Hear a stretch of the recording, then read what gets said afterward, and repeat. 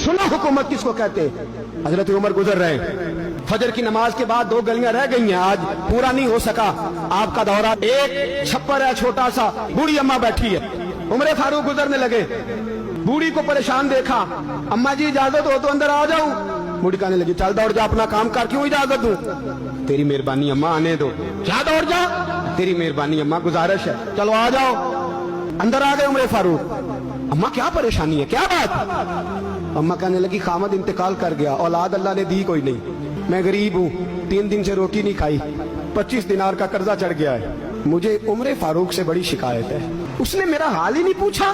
कहने लगे शिकवा है, उमर आया ही नहीं। तो उमर कहने लगे अम्मा उमर को क्या पता कि तू इस हाल में है? कहती है नहीं पता उमर को, तो उमर से कहो छोड़ दे हुकूमत, उसके हवाले करे जो खबर रख सकता है। हजरत सैयदना नाफे फरमाते हैं जिसके सामने किसरा और रूम के बादशाह कांपा करते थे, मैंने उस उमर को बूढ़ी अम्मा के सामने कांपते हुए देखा।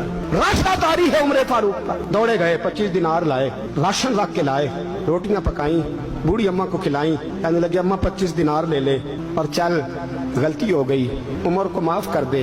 अम्मा बोल के कहने लगी मैं नहीं माफ करती, एक दफा कब्र में जा लेने दे, मेरे रसूल आएंगे तो मैं उमर की शिकायत करूं। अमीरुल मोमिनीन होके उमर फारूक अम्मा के कदमों में बैठ गए। कहने लगे अम्मा उमर कमजोर है, हुजूर का सामना नहीं कर सकता, तेरी मेहरबानी नबी पाक के सामने शिकायत ना करना। अम्मा कहने लगी चल मैं तेरी खातर माफ कर देती।